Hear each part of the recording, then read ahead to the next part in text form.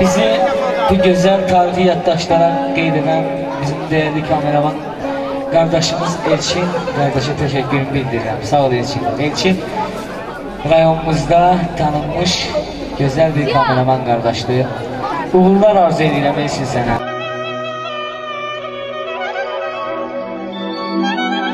Elimizde toy olsun.